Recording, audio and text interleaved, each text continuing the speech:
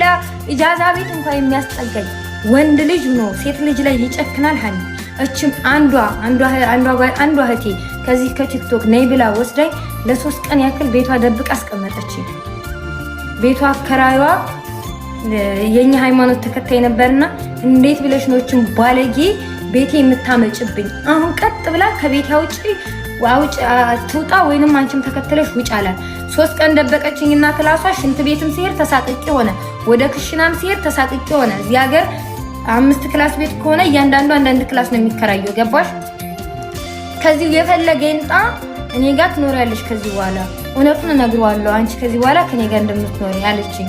ካላመንሽ ልጅቷን አመጣታለሁ። አባቴም አታቀኝም ለፈጣሪዋ ጸድቃለሁ ብላ ነው ያስጠጋችኝ እና ታሪኬን ሁሉ ስለምታውቅ ሁሉም ሰው ስለማይረዳኝ በሰዓቱ ከ3 ቀን በኋላ ሄዳ ስትነግረው እንዴት ብለሽ ነው እቺን ባለጌ ቤት የምታመጪ ምናምን ነገር አሁን ተውጣለ። ወጥቼ ሄድኩኝ። አዲስ የተሰራ ህንፃ ነበርና እዛ 2 ቀን ያደርኩበት ቀን አለኝ። በቃ ከተያዝኩም ልያዝ ሀገሬን በቃ እዚህ ሀገር በመምጣቴ ወደው አዲስ እንደመጣሁ በጣም እጸጸት ነበር። ለምን መጣው? ምክንያቱም እኔ እዚህ ሀገር ስመጣ አንገቴን ደፍቼ የቤተሰቦቼን አንገት አስደፍቻለሁና ቀጥ ለጥ ብዬ 2 ዓመት እንኳን እረፍት ሳልወጣ ኢጃዛ ሳልወጣ ሳልጃጃል ከሰራው ህይወቴ ይቀየራል ብዬ ወስኜ ነው የመጣሁት እንጂ ኢጃዛ ለኢጃዛ ቤት እየወረድኩ ሳልባጅ እየቀያየርኩ ለዘል ምናምን አልነበር። ገባሽ? ራሴን አሳምኜው ነበር የመጣሁት። ከባህር መጥቼ እንኳን ሀኒ 15 ቀን አላረፍኩም። ከባህር አንዲት ሴት ልጅ ስትመጣ ከኢትዮጵያ እህት ያላት እህቷ የስራ ልብስ ገዝታ ጠብቃት፣ ምግብ በስነ ስርዓት ሰርታላት፣ አብልታት፣ አጠጥታት ሰውነቷ ከተመለሰ በኋላ ወርም 2 ወርም አርፋ ነው ወደ ስራ የምትገባው። እኔ 8 ቀን እንኳን አላረፍኩም ነበር። የስራ ልብስ እንኳን የገዛልኝ ሰው አልነበረ። ቀጥ ብዬ አረብ ቤት ነበር የሄድኩት። በቲክቶክ ነው ያም ስራ ተፈልጎልኝ ፈጣሪን አምኜ የሄድኩት። እንግዲህ ላሲዙኝም ይችሉ ነበርኩ። በቃ ፈጣሪን አምኜ ሄድኩኝ። 21 ቀን እንደሰራሁኝ እኔ እናት ቤት ነው የምሰራው፣ እሷ ልጅ ቤት ነው የምትሰራው። እንደዚህ ስራዬን ከጨራረስኩ በኋላ ጌም እየገባው እየተጫወት ፑሽ እያረጉልኝ ወላሂ ለእናቴ ነበር የምልከው። $100 ትሁንልኝ 200 ትሁንልኝ እያጠረቃቀምኩ። የዛኔ ከጃጓር ጋር ራሱ አልተዋወቅኩም። የሆነ ክንፌ የሚባል ልጅ ነበር ሰፖርት የሚያደርገኝ። ለእናቴ ነበር። ለእናቴ ታያለሽ፣ ለአክስት ልጅ፣ ለአባቴ፣ ለታናናሽ ወንድሞቼ እህቶቼ የመን ላይ የመጣው መንገድ ላይ እንኳን ድንበር ላይ ያለው ላይቭ እየገባው ጊፍት ሲሰጠኝ ያጠረቃቀምኳትን እንደመጣሁኝ ለሻምፖ ልግዛል አልኩም። ለእናቴ ነው ቡና መጠጫ የላኩትኝ። በቃ የቤተሰቦቼን አንገት አስደፍቻለሁና ቤተሰቦቼን መካስ አለብኝ ብዬ ራሴን አሳምኜው ነው የመጣሁት። እኔ ስመጣ ለፈጣሪ ተመሰገነ ይሁን። ዛሬ ላይ በህይወቴ የሆነ ነገር እንኳን ተፈጥሮ ኢትዮጵያ በገባ ቀጥ ብዬ ደረቴን ነፍቼ ነው እኔ አባቴ ቤት የሚሄደው። በቃ ሁሉንም ነገር አሳክቸዋለሁ በአቅሜ ማለት ነው። እና ከዛ ቤት 21 ቀን እንደሰራሁኝ ላይቭ ላይ የገባው ሌሊት በቃ ስራዬንም እሰራለሁ ጌሜንም እጫወታለሁ ብዬ አስቤ ነበር። ገባሽ? ስራዬን እንደጨራረስኩ ምናምን ነገር ላይቭ ላይ እገባለሁ በኢትዮጵያ 6 ሰዓት ከምሽቱ። ከዛ እቺ አበሻይቱ ጊፍት ሲሰጠኝ ምናምን አበሻ ታውቂያለሽ ምቀኛ ነው ትቀናለሽ መሰለኝ ሄዳ ከዚህ በፊት እስር ቤት ነበር 3 ዓመት ያሳለፈችው። ኢትዮጵያ ገብታ ተመልሳ መታ ነው ወንጀለኛ ነው ምናምን ብላ ለሴትዬ ላሰሬ ትነግራታለች። ቀጥ ብላ መታ ጠየቀችኝ። ሴትዬ እስር ቤት ነበርሽ አለችኝ። አዎ እስር ቤት ገብቼ ነበር፣ ግን ፍርዴን ጨርሼ ኢትዮጵያ ገብቼ እንደገና ተመልሼ ነው የመጣሁት። ዛሬ ላይ ወንጀለኛ አይደለሁም አልኳት። ኖ ልብስሽን ሰብስቢ ያለችኝ። እዚህ ሀገር እስር ቤት በጣም ነው የሚፈራው፣ እንደ ነውር ነው የሚታየው፣ እንደ ነውር። ምሰራባት ሴትዮ አሁን ወንድሟ ወይንም ልጇ እስር ቤት ቢገባ አጎቶቹ አክስቶቹ ምናምን አያውቁም። ተመለሽ እና እዚህ ሀገር ይቀው አይደለም የመኖሪያ ፍቃድ ሳይኖርሽ፣ የመኖሪያ ፍቃድ ቢኖርሽ ራሱ በወንጀል ከገባሽ እስር ቤት ፍርድሽን ከጨረሽ በኋላ ቀጥታ ወደ ኢትዮጵያ እንጂ የምትሳፈሪው አያስወጡሽም፣ አትወጭም። ይሄ የሀገሩ ህግና ደንብ ነው። ልክ ዲፖርት እንደሚደረጉት ከውጭ ሀገር እዚህም ትጠረዣለሽ፣ ትገቢያለሽ። ከዛ አዎ እስር ቤት ነበርኩኝ፣ ወንጀለኛ ነበርኩኝ። እስር ቤት ገብቼ ፍርድን ከጨረስኩ በኋላ ነው ኢትዮጵያ ገብቼ ተመልሼ የመጣሁት። ዛሬ ላይ ወንጀለኛ አይደለሁም ስላትም ኖ አለችኝ። መዘዝ የሚያመጣባት ነው የሚመስላት። አባረረችኝ። የት ልሂድልሽ? አሁንም መሄጃ አጣሁ። አሁንም ወጥቼ ቲክቶክ ላይ ማልቀስ ሆነ። ከዛም በኋላ ታሪኩ ረጅም ነው፣ እዚህ ማውራት አልፈልግም። አሁን ፈጣሪ በቃ እኔ ፈጣሪ ይወደኛል። በቃ ሰው ያደረገብኝን ነገር ሁሉ ምንም ያክል ከባድ ቢሆንም ፈጣሪ አብሮኝ ነው ያለው። ሀኒ ዛሬ ላይ ራሱ የዚህ ሀገር 1000 ሪያል ከፍዬ በነፃ ነው ሰርቼ ከአረብ ጋር የምኖረው። ግን ካሳለፍኩ ስቃይና መከራ አይበልጥም።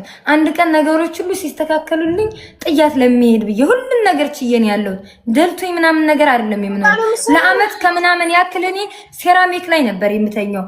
ብርድ ልብስ ራሱ መግዛት እየቻልኩ ምን ያደርግልኛል ብዬ በቃ ራሴን አሳምኘዋለሁ። ለሞሳት ወስጂ ነው የምትሰሪው አሁን? አባቴ ይሙት በነፃ ነው የምሰራው።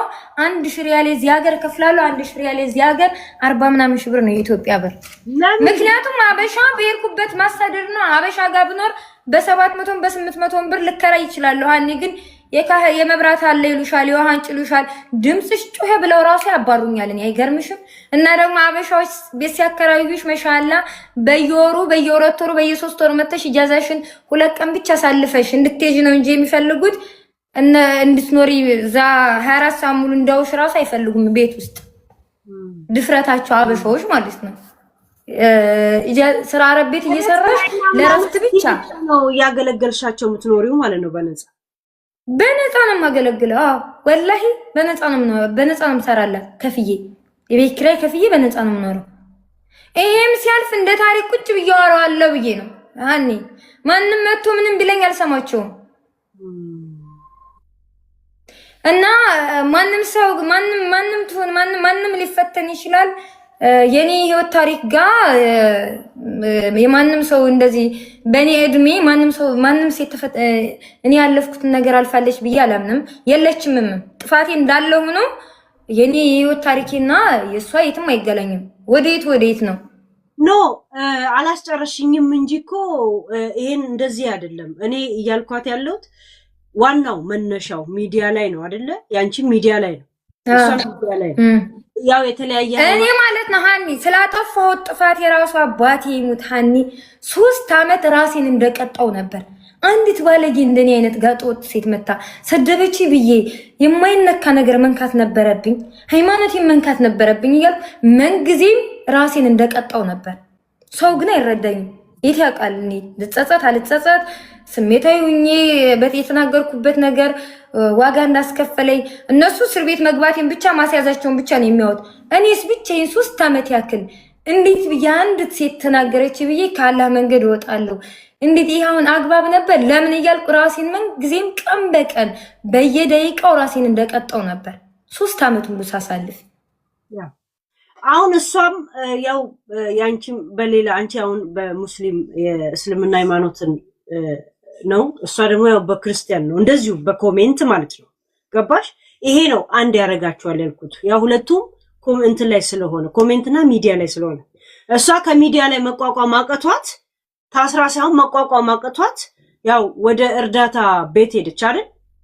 እኔ እያልኳት ያለሁት እንደውም ከሷ ትማሪያለሽ ያልኳት አንቺ ወደ ቤት አይደለም ሄድሽው፣ ወደ እስር ቤት ነው ሄድሽው። ከእስር ቤት ደግሞ ሀገር ቤት ተጠራሽ። ከሀገር ቤት ደግሞ እንደገና በበረሃ ነው የመጣሽው። እኔ በረሃን አውቀዋለሁ እና ከሷ ትማሪያለሽ ያልኳት ለዛ ገብቶሻል። መነሻችሁ አንድ አይነት ቢሆንም ግን አሁን ያለሽበትን ቦታ እሷ ካንቺ ትማራለች። በፖዚቲቭ ካየ ነው ይሄን ጸቡን ብንተው ገብቶሻል። ባለፈውም ገና እኔ ጋር የመጣሽ ጊዜ ምን ያልኩሽ ስንደሬላ ከነጁ ተማሪ ነጁ እንደዚሁ እንዳንቺ በሚዲያ እንደዚህ ሆና አሁን ስትፈተኝ ነው መኖር የምትጀምሪው። ስትፈተኝ ነው። እኔ አሁን ለምሳሌ በፊት ጥንት የወር ደሞዜን ይዤ ሂጄ ሱቅ 5 ሳንቲም አልመልስ። አረብ ቤት ጅዳ ላይ ሰው ብትጠይቂ ነጃት ስራ ፈታ ቤት ተቀምጣ ታውቃለች የሚልሽ ሰው አታመጭልኝም። ነጃት ከወንድ ጋር ተወርዳለች ትንዘላዘላለች የሚለኝ ሰው አታመጭልኝም። 10 አመት ስኖር ውጭ ላይ እኔ እስር ቤት ሳልገባ በፊት ነጃት የስራ ሰው ናት ግን ብር አጥፊ ናች ነው የሚሉኝ እኔ ጓደኞቼ የሚያውቁኝ። ገባሻ? አንቺ አሁን እቺ እዚህ ቲክቶክም ላይ ስመጣ እኔ አዲስ እንደመጣው ለቤተሰብ ብር ልካለው በብዙ ምናምን ከዛ 1 ሚሊዮን ብር እኮ ኢትዮጵያ ላይ ምንም ነገር አትሰራም። 500 ሺህ ብር እኮ ምንም ነገር አትሰራም። 300 ሺህ ብር ምንም የላትም ምናምን አይነት ነገር ከቅርብ ፋሚሊዎች መስማት ጀመርኩ። አረ ነው እንዴ ምንም ነገርማ እንደማይሰራ አሳያችኋለሁ ብዬ ስለራሴ ማሰብ ጀመርኩኝ። ብሬን በራሴ ሴቭ ማድረግ ጀመርኩኝ ምናምን እንጂ አሁን እቺ አሁን ታገኛለች እየሄደች ትበትናታለች ምናምን ገባሽ? ብር ሴቭ ስታደርጊ ስራ መስራት ስትጀምሪ ምናምን መኖር ትጀምሪያለሽ። ዛሬ $10 ባገኝ ነገች $100 ከሆነችልኝ በኋላ እቺን ባርደርግ እቺ ትሞላልኛለች ምናምን እያለሽ ማሰብ ስትጀምሪ መኖርም ትጀምሪያለሽ። እኔ ፍቅር እቻን ዛሬ አንበሳ ትሰጫታለሽ ዞረር ብላ ለሌላ ሰው ትሰጠዋለሽ ምናምን ነገር እንዴት ብላ ነው? ህይወት እኮ አትገፋም እንደዚህ በእንደዚህ እኮ ህይወት አትገፋም ሃኒ። እንደገና አሁን እቺ እንዴት ብላ ነው የምትማረው? ገንዘብ ከሌለሽ ደግሞ መቼም ሰው አትሆኝም ሃኒ።